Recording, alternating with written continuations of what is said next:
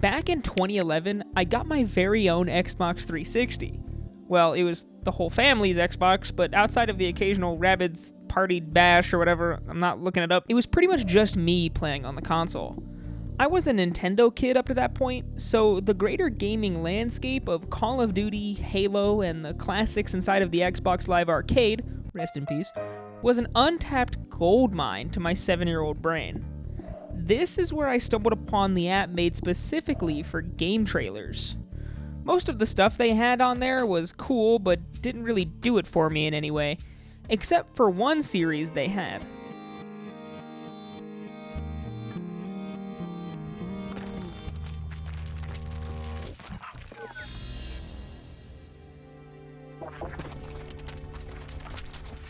Pop Fiction was basically Mythbusters for video games. They would find a long-held video game mystery or urban legend and do everything to try and either prove it or debunk it. Ghost of Misery Mire, The Cake is a Lie, Mega Mystery, Nitrous Oxide, all of these are classic videos and really fun mysteries, and they blew my mind as a kid. This series forever altered my personality and interests for the rest of my life. Unfortunately, the series is long dead. They briefly returned with Game Sleuth, but that series is also dead. So, I wanted to pay some respect to one of my favorite series with some of the best gaming myths ever told.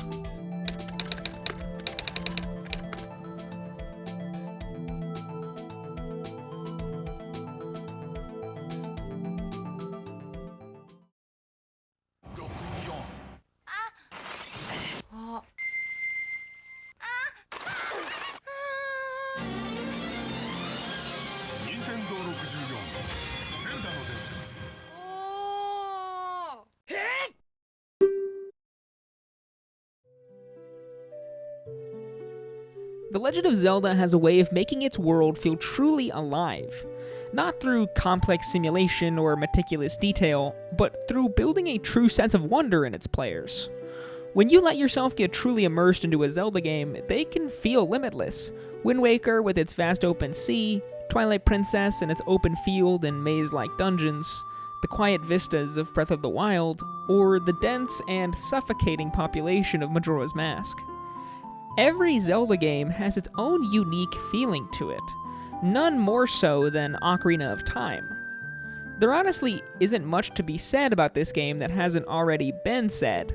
Go watch the Running Shine video if you haven't. Yes, there he is! There he is! Yes! Yes, there he is! Yes! Yes! This game nowadays, but especially in its time, felt like it was endless. Like anything could be out there hidden just out of sight, under a rock, or behind some trial. Which is a really hard thing to capture in a video game where all the agency lies in the player's hands. This feeling of wonder this game fosters is the perfect place for players to spread rumors and urban legends. Rumors are, perhaps unsurprisingly, nothing new for the Zelda series. In 2005, Electronic Gaming Monthly reported that if you pre-ordered the then upcoming Legend of Zelda Twilight Princess, it would come bundled with an all-new remake of The Legend of Zelda The Wind Waker, in the new game's more gritty art style. While this image is clearly fake when looking at it now, fans at the time hated The Wind Waker's new kiddie art style and wished for a more realistic Zelda game that was teased at Space World. So when this report came along, most players took the bait without really taking a step back.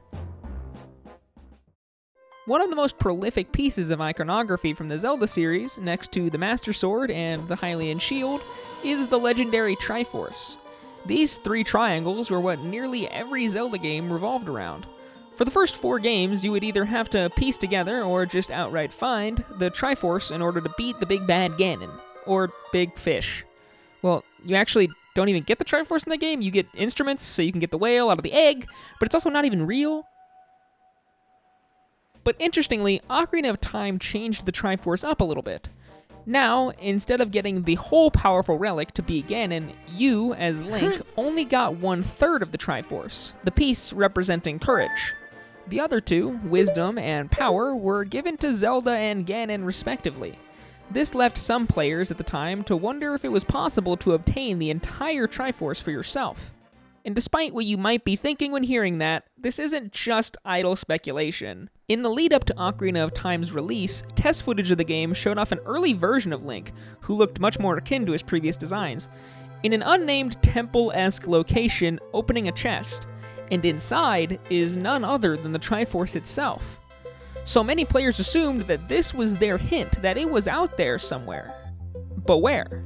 Very quickly after the game's launch, players and forum users started theory crafting about how to obtain the relic. A lot of it was just idle speculation or just straight up lies. But one user going by the handle Ariana Almendoz came forward with not just that they found the Triforce, but how they got it. Kind of. Ariana Almendoz revealed that she found a new song hidden deep within the game that can only be taught to the player by Kaepora Gaebora, called The Overture of the Sages, that when played would bring you to the place seen in the old trailers of the game, the Temple of Light, where the Triforce was yours for the taking. Interestingly, while revealing the most exciting parts of this quest, Ariana Almendoz notably left out multiple steps in the process, in a supposed attempt to preserve the mystery for other players, I guess. This set the fanbase on fire. Theories were popping up left and right on what the missing steps could be.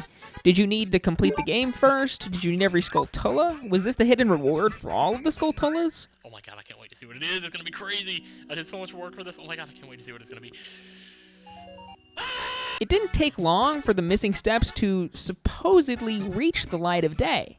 The lost steps to actually obtaining the Overture of the Sages were honestly tenuous, at best. Steps like blowing up every Gossip Stone and playing the Song of Time in specific locations, such as the Temple of Time and in front of Malin,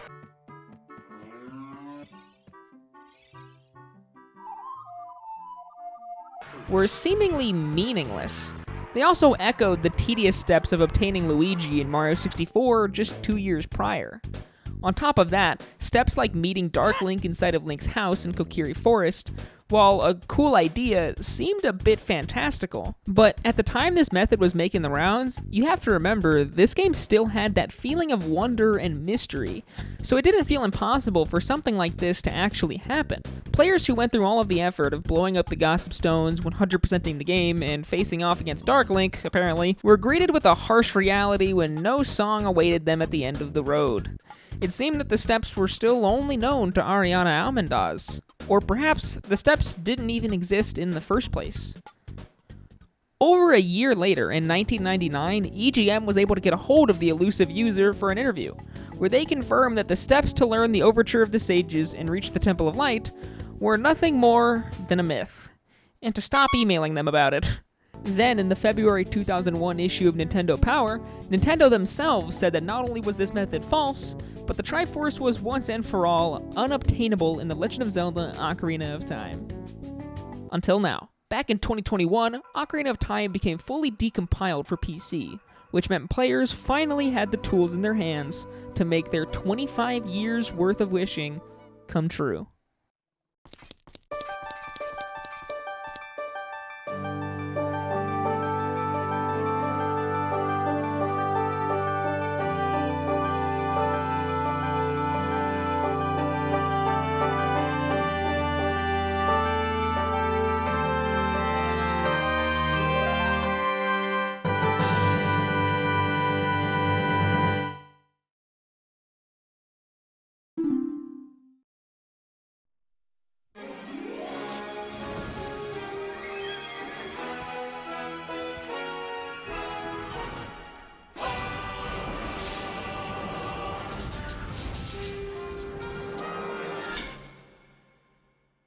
One of the most popular gaming myths is the hidden character. Animal Crossing villagers that will ruin your town and delete your save, a developer's dead brother, poorly edited clickbait. What is even going on here? Fighting games are no stranger to character rumors, with many games sporting such a large roster and many series being decades old with large fan bases. It's no surprise that myths and rumors pop up surrounding its characters. The fighting games that always seem to attract more character rumors than any other is the Super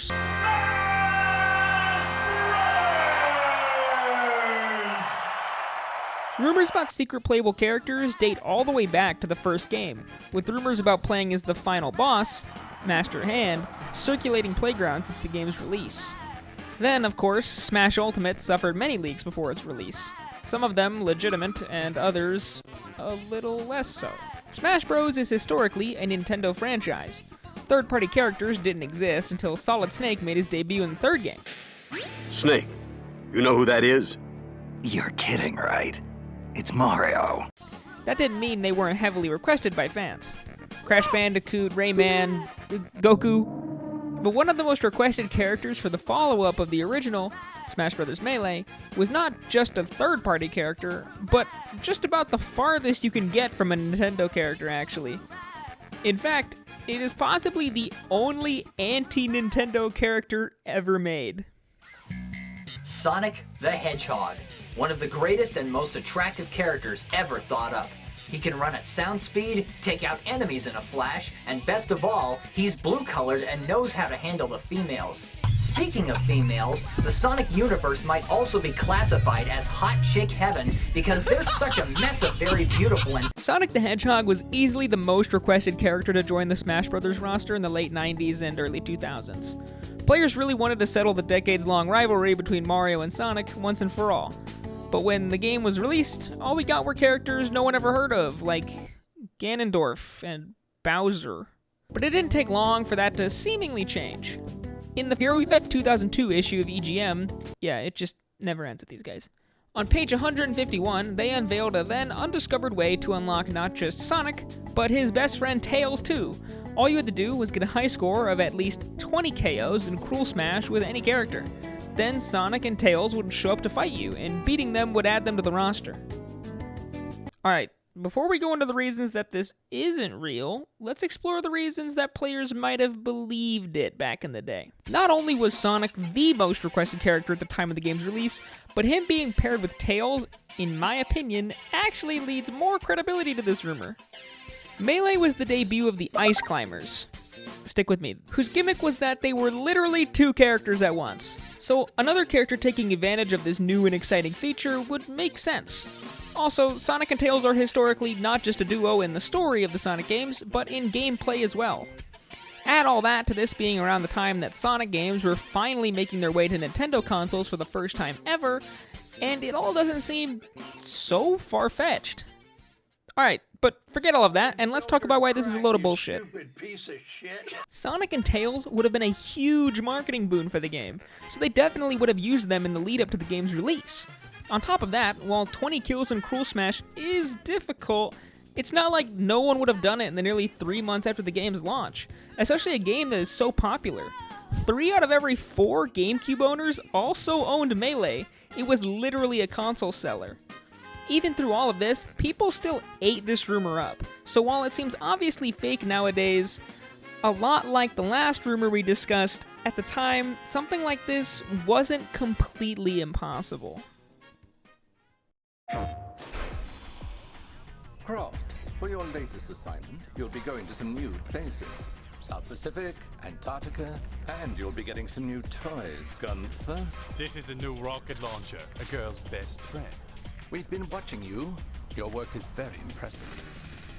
Tomb Raider 3 from Eidos Interactive. Oh, and one other thing. New outfits. PlayStation. Tomb Raider as a franchise is very different now than it was back in the 90s. Not in the sense of the actual game, but more in how it presented itself. While the newer games are this Uncharted-style perilous adventure into the unknown, the original games were more like action movies and decided to put Lara Croft's sex appeal center stage in the marketing, the design, and especially the cutscenes. Don't you think you've seen enough? So it's no surprise that the more passionate players wanted to find a way to see more than they were allotted in the main game.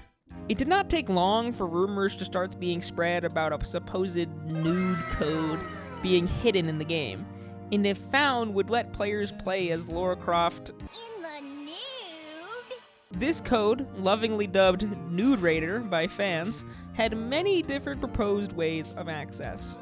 The main one that players tried back in the day, and that was reported on by EGM, was to enter this code while taking a dip in the pool inside of Laura's mansion.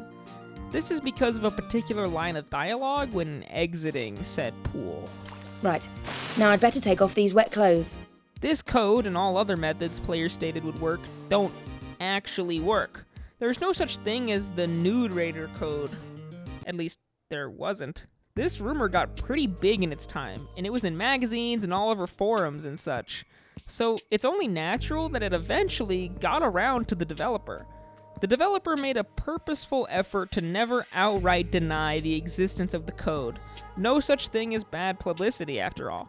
But one developer did eventually relent a code that would remove the clothes from the game's main character. It didn't make her naked, though. In an interview with Game Trailers for Pop Fiction, rest in peace, one of the designers, Phil Campbell, stated that the owners of Tomb Raider, and by extension Lara Croft, really had a strong hold on exactly what Laura's design could and couldn't be. In the interview, he talks about the E3 showing of the Vegas-themed level from Tomb Raider 2. Originally, Laura was going to be in a skin-tight suit that, notably, had 2 extra pixels placed on it. Just these 2 pixels were enough for the higher-ups to demand that a change to her design to be made. So it's no surprise that a real nude code was never implemented into the original Tomb Raider trilogy.